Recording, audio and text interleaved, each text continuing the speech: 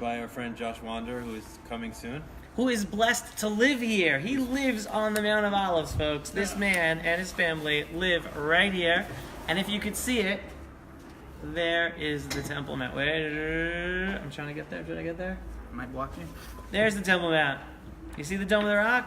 Right over there. That's the Dome of the Rock right there. And I just missed. Right over your shoulder. There. Right there. Over your shoulder. That shoulder. Table. Hey everybody, you can hear my voice. We are now So live. here we are. Harz 18, Mount of Olives. I'm about to go sit down. We are getting started there with the boys. You're in the other cameras of other. Here we go. Cameras, so you're blocking the other ones. What if it's on the side of this? There we go. Yeah, that should be fine. All right, listen, people are coming, man. Let's go. We want to get going. Wait, how many do you have going? You have 2 things. I have two Oh, things. that's true. That just moved the whole. Okay, we're going live. Here we are, guys. We are live. Through the Check table mine back. again. Is it good? Yeah, yours is No, we actually can't yours put is the that best. down. Yours is I'm very blocking clear. it down. I'll do it from this side. Go for There it. you go. We're getting ready here, folks. We got Josh Wander, our host today. He lives here. He looks out on the Temple Mount. Can you believe it? We just prayed here a minute ago. Go for it. We just prayed here, looking straight at the Temple Mount, right from right here. He lives here. Gedaliah is here from the Shomron. Josh and I are here from Gush Etzion. We're bringing to you the land of Israel. We are the Judeans. We are home. You want to move over until Ben? You want to move over at least till Ben comes? Yeah. So No, this way. So Ben Goldstein's on his way. He has traffic. He's actually bringing a couple of guests. Actually, I don't. I'd rather I'll tell you afterwards. I'll move over when he comes. Okay, we'll do another time. Okay? One l'chaim for the road. I mean, for the road. for the show, not for the road. Don't drink and drive, kids and adults. Time. You don't want to spill your drink. To a bright future for us all, everybody. A bright future for us all. I said the birth Right. already. Let's go. So Josh, I'm sitting here on your balcony, and I'm looking this way. Everybody's seeing Harabite, but I'm looking at a cemetery right here. This is the oldest cemetery, In the world. Jewish cemetery in the the world. oldest Jewish cemetery in the world, and it's probably the oldest active one as well, right? It was consistently used for 3,000 years, with the exception of 19 years between 1948 and 1967, where it was under illegal Jordanian occupation. Not only did they not allow Jews to be buried here, but they destroyed over 45,000 Jewish graves on the mountain. That's crazy. How many Jews are buried there now today? Crazy. Approximately 150,000. But and tell people what did they do with the gravestones that they destroyed? The Jewish gravestones that they destroyed. They used it for they building materials. repurposed them into urinals, Urinals and building materials. building materials. They built roads with it. And Well, that's what they hotels. do anyway. I mean, it's probably not Dafka they're using it because they're Jews, because that's what this region does when they. No, but I disagree. they I disagree. specifically do that to places of importance of other religions. That is their doctrine. Right. There's two reasons. One is because they were recycling the materials. But I gave a tour here to Malcolm Honline about a couple Who's years that? ago. He's like Head of the, I don't know. how to- Conference of Presidents Presidents major American of Jewish America. organizations. And it was right after the UNESCO came out with their resolution that said that the Temple Mount and the Kotel are not Jewish sites. Right. And I said to him, Malcolm, I can totally understand where they're coming from. And he looked at me like, what's wrong with you? And I said, I totally get it. If you take somebody who doesn't know anything about Jewish history, never met a Jew in his life, you pick him out of New Guinea, and you show him a picture of the Temple Mount. So it looks like there's mosques on the Temple Mount. And they'll say it looks like a Muslim site. Or you show them a picture of the Kotel. There's nothing physical on that wall saying this is a Jewish wall. It's a wall. Right. That having been said, you just have to come a couple hundred feet eastward, and you have 150,000 Jewish graves from 3,000 years ago until today, physical evidence above the ground, Right. showing that there is a connection between the Jewish people and Jerusalem. I said, of course they would want to wipe that out, right? There's no large, of course the United Nations doesn't pay any attention to that, or they wouldn't address that, but clearly there is physical proof here from thousands of years ago until today that there's a Jewish connection to Jerusalem. You know what's crazy? Go. No, there's like this crazy like left wing, kind of like bleeding heart liberal is saying that we're occupying this land, and at the same time, they're marching to safeguard ancient American Indian land in America. So It's total it hypocrisy. doesn't make sense. Right. Like on one end, they're destroying an American Indian holy site and through pipelines, and they're there in the snow, sleet, and hail. And then at the same time, they could look at the cemetery that's sitting right in front of us, 3,500 years old, and be like, no, you're occupying. Right. It's crazy. I tell people, one of the lines I'm using today is, we have to switch people's understanding. The whole thing's about Jewish identity. We're losing today's Jews because they don't feel Jewish anymore. They don't understand what it means to be Jews. They think that Tikkun Olam, saving the world, is Judaism. They think that standing up for gay rights is Judaism. They think that standing up for transgender rights is Judaism. 1 second, okay? Regardless, new, though, is it? What? It's not new.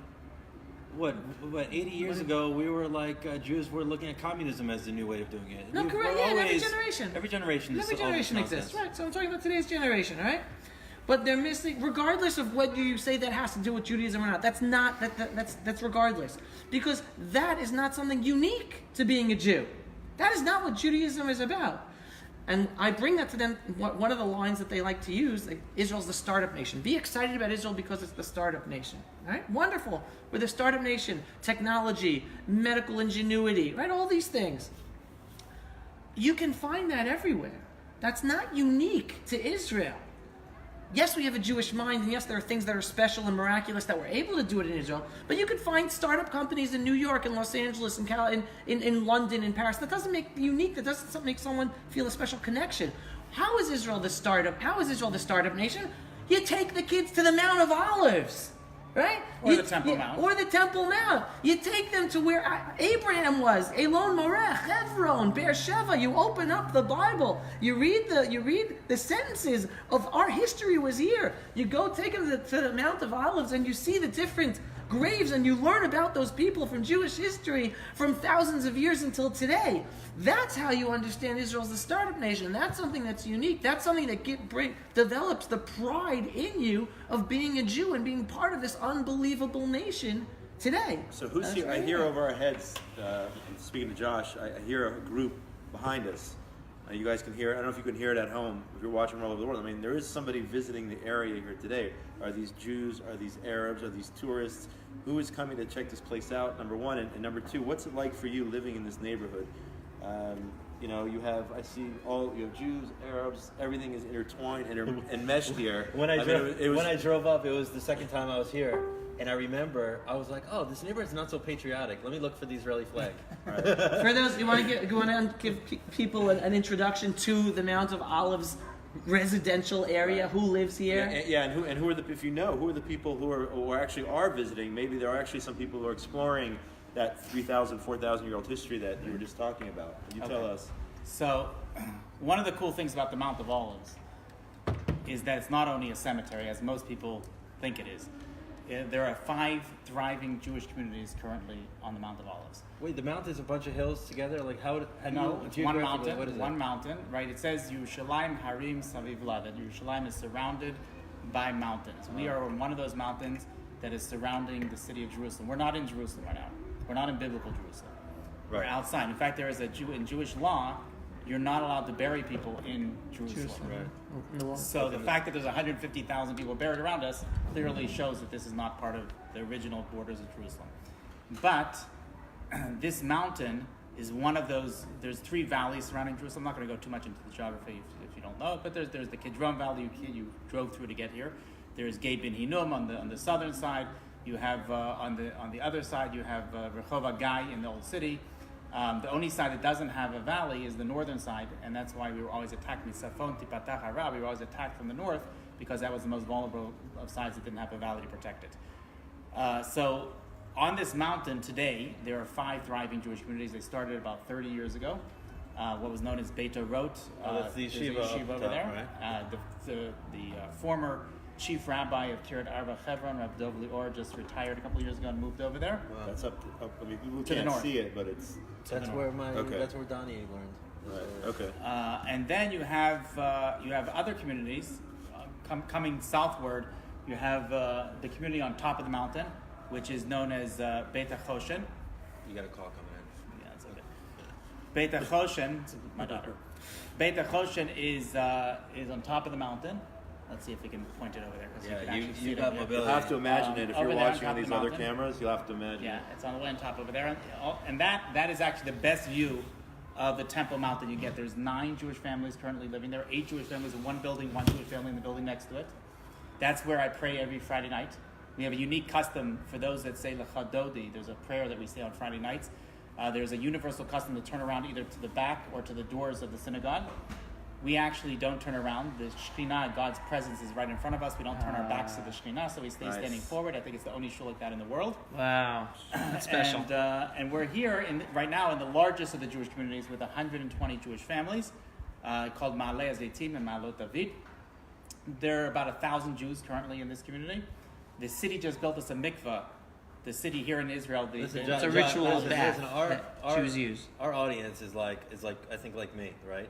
You're living here, like it's great. They could read a book about it.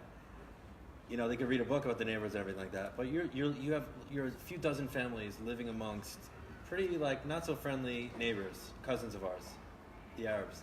What is it like to have kids walking around the street, going to school? Let me finish my thought and I'll address that. Okay, so I'm telling you, the settler from Eli, what's it like having kids running around the streets? The ritual bath, right. The mikveh that the city built for us is to service a population of 50,000. So we're 1,000 Jews. They're building a mikveh to service 50,000. Oh, there's like no line. Clearly, wow. Clearly, not only don't we have to wait in line, but clearly that clearly shows that they're anticipating a big growth over here. That's amazing. We are constantly expanding.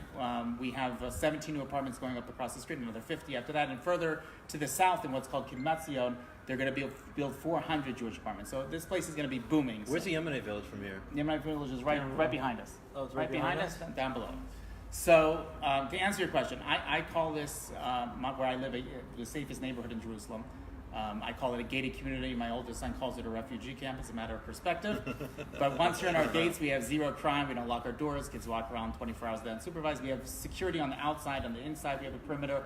We have government security. Everybody here is armed. So unlike places like Har Nof in Jerusalem, where you can walk into a synagogue, start massacring Jews, and people are not aware of the threats, we're able to deal with them. We're very aware of our threats and able to deal with them. So you live in a shark cage, essentially. No, I wouldn't say that. I mean, we travel. You know, we have no problem traveling around. My kids, I have 6 kids that travel around without any problems. There are hundreds of kids in the community that travel back and forth to go to school every day, and we feel very, very safe here. We feel at home here, and we feel part of a process of the growth of Jerusalem, which is an important process. Your original question was the noise behind me. Noise. That was also part of the question. Yeah. But there are tourists here. There are people coming and seeing it. So are they Jewish? Are they Muslim? Are they Christian? Do we know who they are? I mean, what are they checking out over here? My guess. I don't know if you can hear them at home, but my guess is what you're listening to right now is actually a sound from the Kotel. Or from around the Kotel. Really? Because we hear everything that goes on. We're right across the street from the Kotel. Unbelievable. Wow. So everything that goes on, we're right.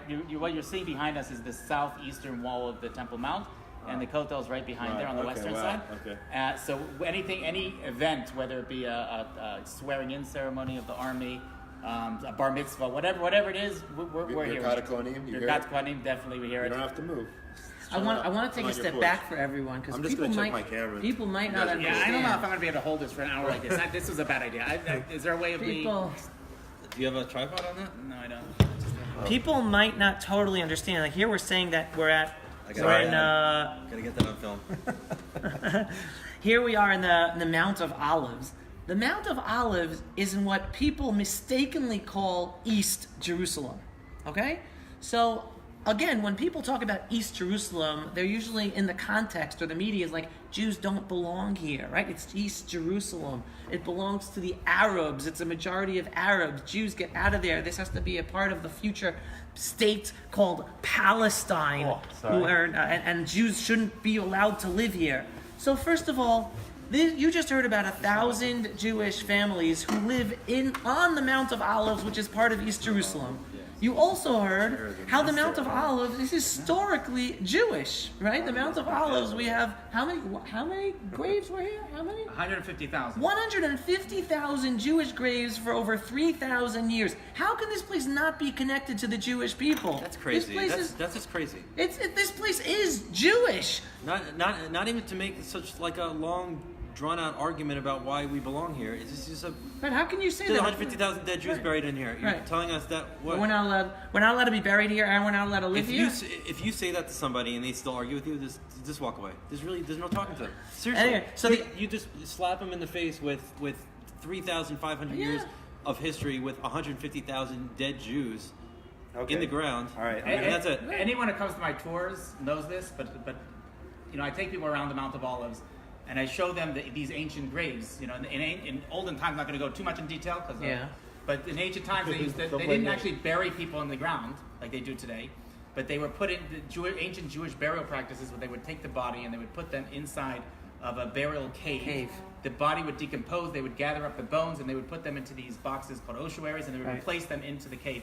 So we have these ossuaries, thousands of years old, with pictures of the temple, pictures of the Beit HaMikdash on the Heichal of Beit HaMikdash. I mean, these things are, everybody agrees. There's every historian, every archaeologist.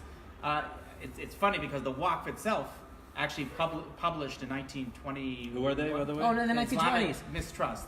Right. The mistrust. Jordanian.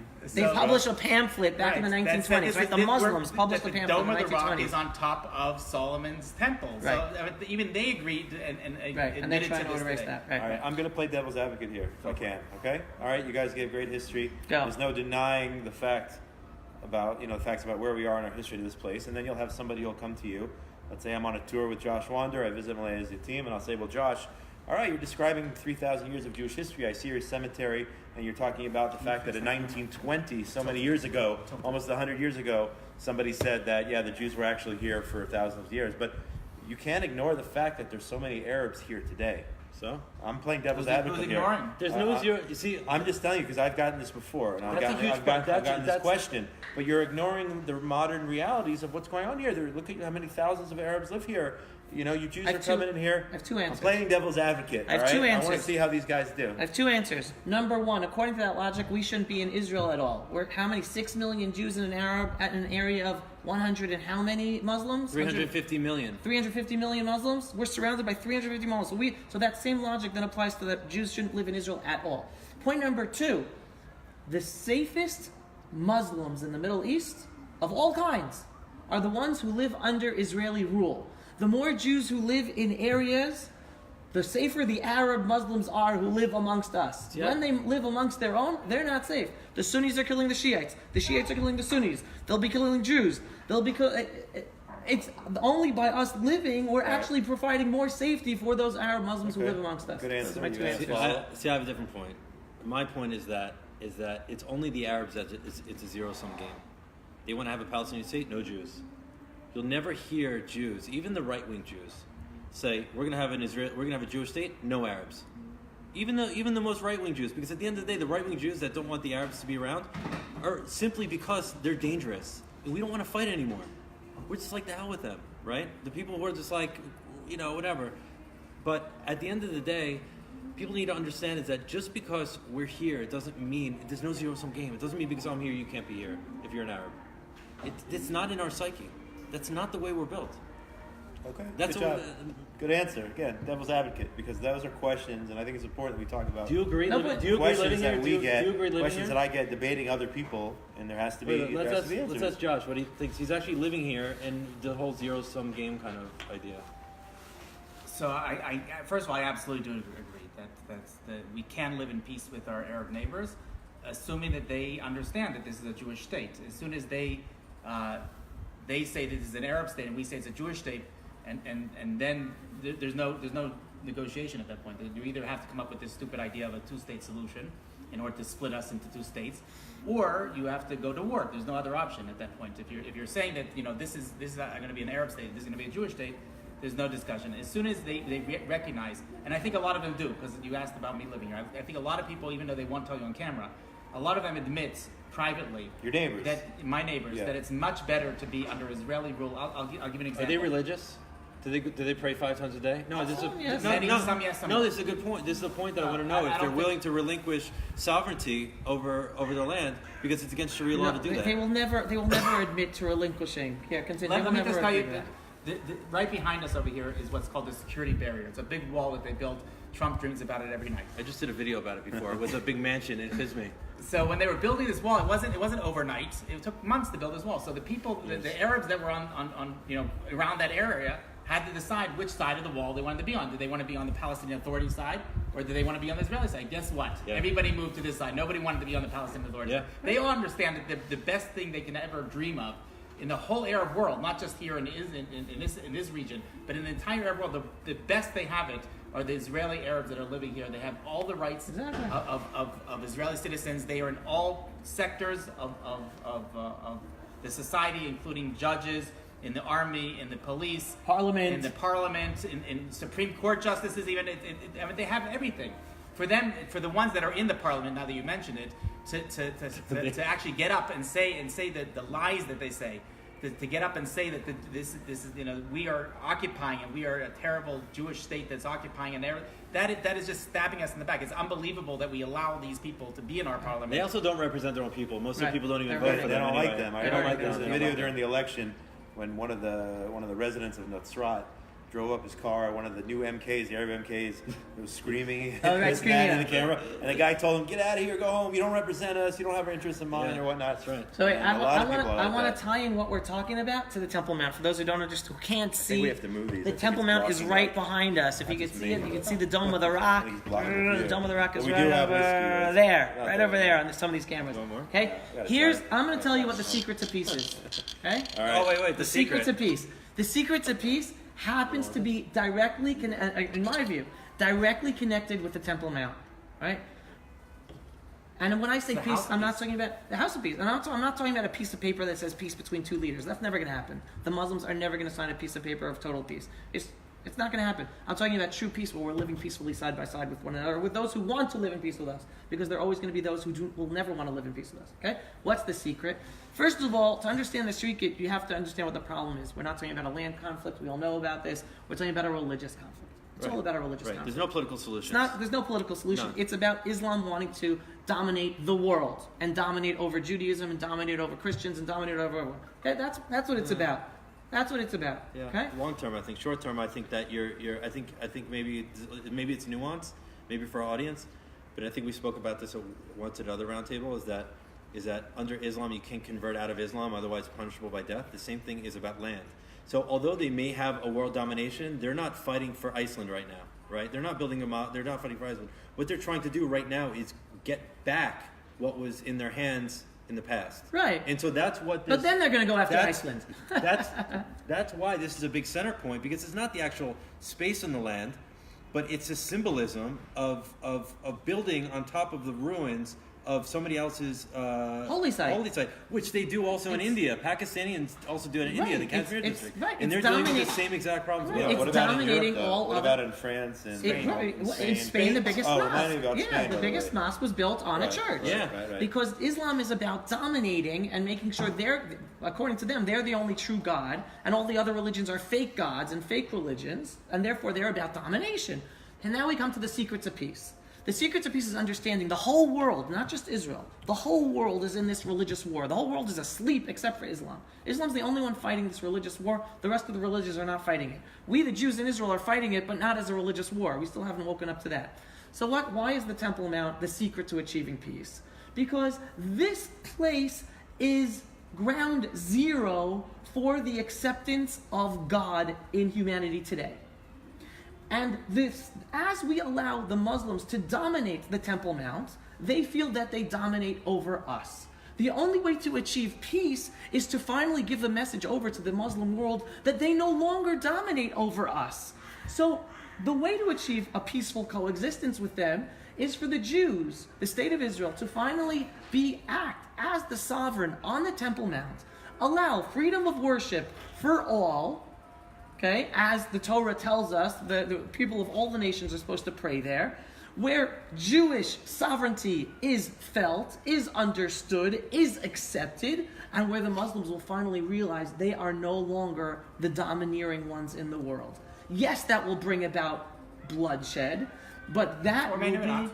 Or maybe not. Or maybe not. Or maybe they're crying wolf. Maybe they're a paper tiger. You know, they said that the moving of the Jerusalem embassy was going to bring bloodshed. Look, absolutely nothing happened. Maybe not. But what I'm trying to say is, regardless, whether it is or not, whatever happens is necessary to then achieve that stage of peaceful coexistence when they know they no longer are the dominating force in the world, which is what they are about. They need to submit not to Allah but to the Jews. Exactly. And you know what? That's when we'll have peaceful coexistence. Because we won't take advantage of it and murder them. Correct. In the name of God. We don't want them to become and Jews. We don't have world domination. And we won't let them murder us anymore either.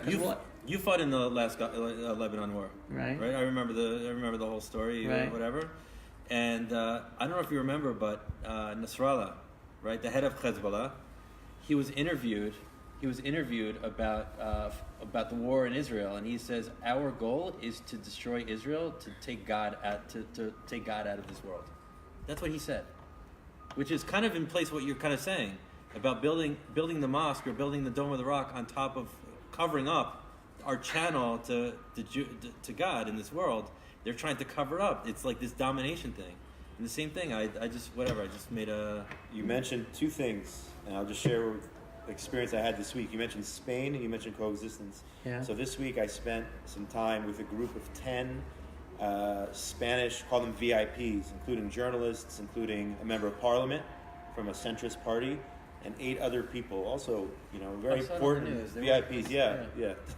I wrote about it too, but I spent time with them. Whatever, I had 2 different hats on. But what was amazing is they came here to see, this whole concept and understand what this BDS was about.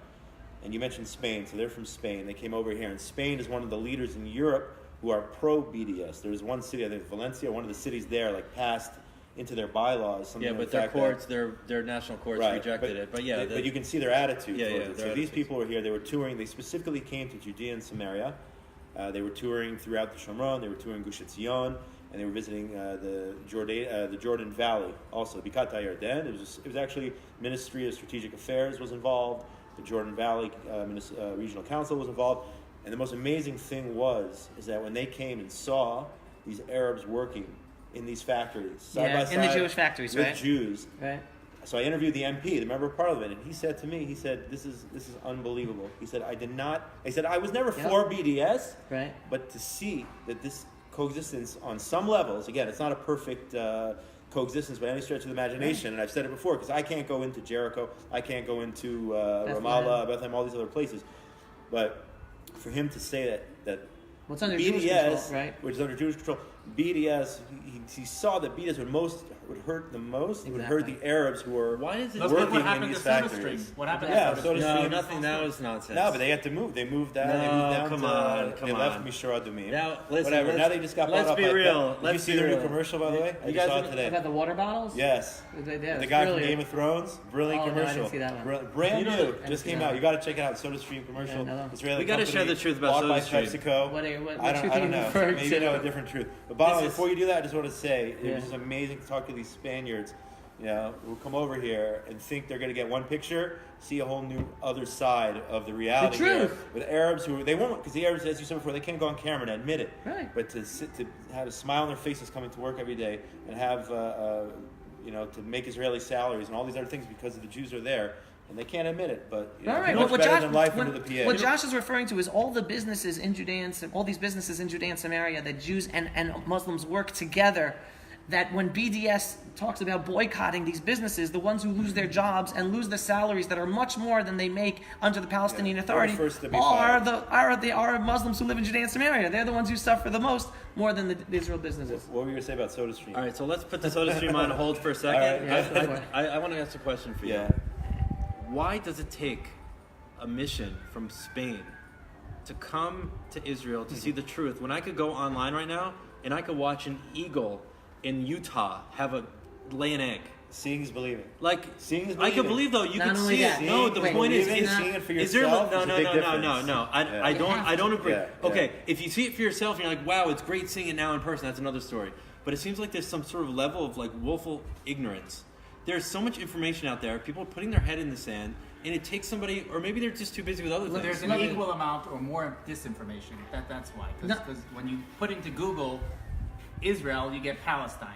That's the reason, because you're getting as much disinformation as you are the information. And let me tell you, there's also circles of influence. And I'll tell you this, even though, let's say, 10, 15 people? 10 Let's say 10 people, 10 journalists right now. Right now they feel that way. Another month or two or three, a half a year, Some of them are going to go back to their original point of view. They're going to forget. They're not going to forget. They're going to ignore everything, the truth that they learned with Josh over the past week. Why? Because their circles of influence of where they live, where they work, the media that they're surrounding with, the influencers around them, that is all political as well. anti-Israel, Yeah. that influences how they talk and think on a daily basis. And you have to be very strong-willed to stand up for the truth that's going against the tide that everyone else is talking about. Yeah. What do you think all the movie stars in Hollywood are listening to? What information do they get, and why is it that they're all joining in BDS? Because Are they? No, they're not. A lot of them They just aren't. raised $60 million for that. Some of them, a handful, which they're the minority. Those that minority. come here, there's a program, America's Voices in Israel, that exists, and other programs too, the Strategic Affairs Ministry and whatnot. Those who come here and see for themselves go back, whether it's NFL players, whether it's Hollywood actors, actresses, they go back and they share what they see, and they But spread a what? whole. No, I'll say something else. Conan O'Brien, whoever it is. I mean, these guys with huge media. Conan social O'Brien media was influences. amazing. He Yeah, did such if great you're on that stuff for level, you have that Birthright. social media influence, and you go and I want to share discuss it. Birthright. It's amazing. Birthright. I was on the first Birthright. trip they The ever had. problem is that I was on the Birthright- first. Wait, And That's you're why here. you're here. I was on the first Birthright trip in 2000. I didn't know what it was, Wow. and I got in. And let me just tell you a story really quickly. Just a personal story. I got on an interview because they had like 5,000 people interviewing because there was like a tsunami of applicants. So I got on the phone and the woman's like, "Why do you want to come to Israel?" I said, and really quickly, I said, "When I was 8 years old, my grandmother passed away, and she came to Israel 2 years before she died. As I got older, I was very close to her. As I got older, I asked my aunt, how was the trip for Bubby? She said, it changed her life. So I'm on the interview, and I told her the story, and I said, I know I'm going to come to Israel, whether I'm going to come with you on Birthright, or I'm going to come 2 years before I Wow. The die. problem is he completely made up that story for I know. for the free ticket. I know it's going to change my. No. I know it's going to change my life. I'd rather have it change my life even sooner than later. So, how all the things at Birthright is not perfect. I just want to just say that I owe my life. My children owe their life to. My work owes their life to. And my work is actually against exactly what Birthright might be against, but at least they get the credit for it.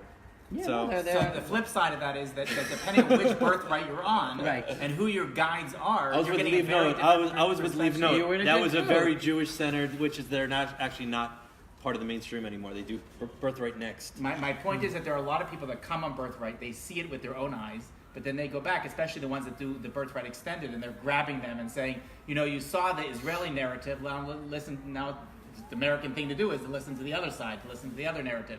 So they're brought into Ramallah and Bethlehem, and they're brought to these other places, Hebron, and they're shown the occupation, and all of a sudden, everything that they learned on Birthright is thrown down the garbage, and then they move on back to Israel and back to the United States, and they've lost not only have they lost, they're worse than they were when they came here, because they're coming anti-Israel. They came maybe with us. Listen, Are there Birthright extender trips that share Yeah, Leave the Note. reality Leave Note. that you don't see on as part of the Birthright? Are we Your still on that computer's one? still Yeah, on it? yeah. Did you see, by the way, speaking of Birthright, these two kids in you see these two kids South in South Africa. What? They pulled a Kaepernick. You know what a Kaepernick is? Yeah. You know? Kneel. What, You don't- like- They kneeled. They kneeled pulled a for Colin what? Kaepernick. Tikva. A Tikva Really? was playing in their school for some function last What, week. in South Africa? Yeah, In in their Cape school. Town, and these two kids got on a knee like they were these NFL players.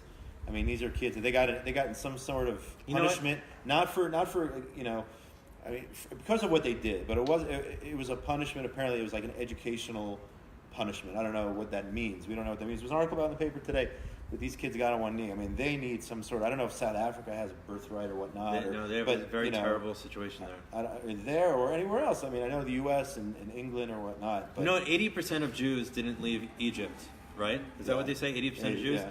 That kind of set the stage. And I know that every single Jew is important, but for the 20%, I think that it's important. And I think every generation we see a good 20%, which is why the Jewish people have remained so small. small throughout history. is it raining, by the way? Yeah, it's drizzling. It is drizzling in Jerusalem, by the way. This is so wild. I don't see any clouds. It's a miracle. It's a Temple Mount miracle. Somehow it just Listen, started raining. I That's wild. like to explain it like this. Hallelujah. Like Go you, ahead. like Gedaliah was just saying.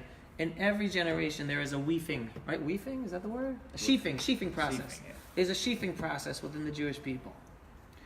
In our generation, and so only a minority end up surviving, whether it's persecution, this, whether that, whether Assimilation, intermarriage, right. assimilation. There's always something, right? Right. The Jews in Israel today, we're the commando unit of the Jewish people.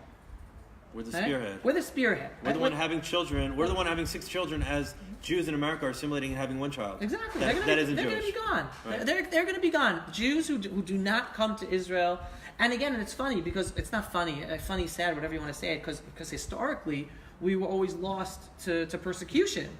And all of a sudden we have a generation that we're losing ourselves to successfully integrating so much that we're totally assimilating. And the next generation, they're losing Where, in the Jewish America right now? in America. Yeah, but it's coming back to taunt them. I mean, coming back? in recent years, whatever we're seeing that Jews in America, and I'm sorry if I'm offending anybody, but Jews in America have fought so hard to be American before Jewish to prove that they have no dual loyalty, that they're Americans first and then Jewish by culture. It's the non-Jews that are the anti-Semites who are waking them up. Unfortunately. Right, exactly. So wait, when you said it's coming back hard, you're talking about anti-Semitism? What are you talking about? Anti-Semitism is coming back to wake them up, just like the Jews in Germany before World War II. Can I give you an analogy? Rabbi Nachman Kana from the Old City has a beautiful analogy about this. He says that if you have a mixture of sand dust and sawdust and metal scraps, L'chaim. If you have sawdust and metal scraps, l'chaim. Yeah. I'm out. I gotta drive home. That's it. All right, everybody. Thank you so much for joining us. if you have sawdust and metal scraps What a rough he is, huh? that are mixed together in one mixture, and you need to separate them. So how do you separate them? So he says that there's 2 different ways to separate this, to filter this mixture. The first way to separate it is to take. Hold on, he's a first responder, right? The first way, yeah. I'd say that people ought to know that. They do now. The first way to do it is that you take a strong fan and you blow it at this mixture, and the light sawdust will blow away, and the heavy metal scraps will stay behind. Mm-hmm. The second way is to take fire, to take a match, to light it. The flammable sawdust is going to burn, and the metal scraps are going to stay. No, it doesn't. It actually comes together. Sorry, I jumped ahead. No, I didn't. That's actually very good. You didn't say that. When you burn it up, what's remaining ends up coming together, coming stronger, it becomes a core because they realize that they don't. You could go back to the rub and let them know. And the third way, he says, is to take a strong magnet and hold it over the mixture. And then he said the metal scraps will be attracted to that magnet, and the sawdust will stay behind. He says these are the 3 ways that God is choosing to filter the Jewish people today. By the way, some sawdust will Wait, also get listen. stuck. The first is that take a fan, which is assimilation, and it's going to the assimilation in some places in the United States you have a 70 to 90% assimilation intermarriage rate. He says it's just a matter of time. He says it can be called no less than a Holocaust. What is happening today? He calls himself a Holocaust survivor because he managed to get out of America. He says it can be called no less than a Holocaust. I say the same thing. The next generation will not be there. The next generation, besides small pockets of Orthodox Jewry, there's not going to be Jews left in America. So the second thing is the fire, which is persecution. He says what you see the anti-Semitism that is rearing its ugly head again in Europe, whether it be in France or England or in Pittsburgh, exactly, right? This is the second way. And the third way is the magnet. He says the magnet is Eretz Israel. He says hopefully people will be attracted to that magnet and won't have to go through the other filter system. And he says that God is choosing his team. Who is going to be on his team in the end of days by deciding who is going to make it to the land of Israel and who's not going to. The varsity. Who's going to make the varsity? Can I change the subject a little bit? I was waiting for Ben to come. And it's mamash. This is like, I'm telling you, this is like a miracle. Ben Goldstein. There's no clouds, and it's raining. The clouds are maybe it's the whiskey talking. There's no clouds. It's raining on us right now, by the way. But we're not going Holy inside. rain, blessed rain. I don't know where it's coming from. I can't get my bearings, but okay. There's apparently a rain cloud over our head. Go What do ahead. you want to say? Sorry. Ben Goldstein was going to bring up this subject, but apparently he's not here yet. And oh wow, Somebody's at the door. Another miracle. No. So Hamas rocket-propelled grenade hits a bus. 50 soldiers leave minutes before. It's a big miracle. Look at the big miracle. 50 soldiers got out. And then what happens?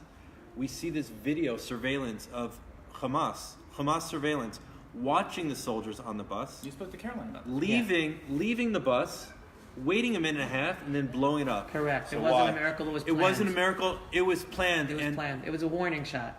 It was to It was show. Iranian warning shot to Israel saying, look how much damage we can do to you. We're watching your movements. We can hurt you big time. They release this all the time. These close-up pictures of soldiers. Which what does it mean with a target right over them? And it's clearly they have us in their sights, Right. and they're just waiting for the time. But it was also a show of weakness, though, at their point. Don't you think that was weakness? No, How so? not at all. Well, ask me how so. That was good. How so? How so? They released the By the video way, this to is a show great. you. This is a great point, and I have discussions a lot on social media with people, and they argue with me without asking me why do you think so? And I always try, whenever I disagree with somebody, I always say, how do you think so, before arguing with them. Anyway, How so? how so?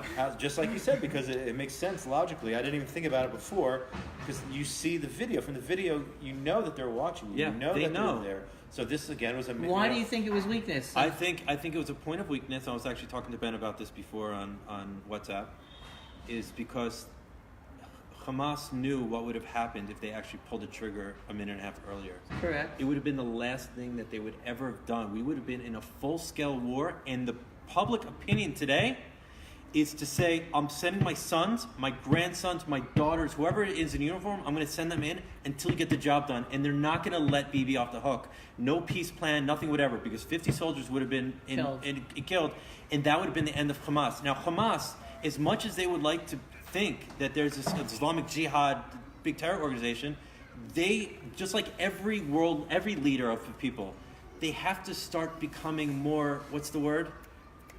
Proactive? Practical. Pragmatic. They have to be pragmatic. It was so impractical for them to do what they know that they could have done, because that would have been their suicide wish right there. And their own people, that they're double speaking. We're going to kill the Jews, we're going to kill the Jews, we're going to kill the Jews. You had a chance and you didn't do that? For the people on the ground, and Ben was telling me, he's like, people on the ground are saying this. People on the ground are looking towards Hamas and saying, you guys are weak. You had your chance, and now you're showing off that you could have done this, but you didn't pull the trigger earlier. And that's why. So both sides lost. Both governments lost.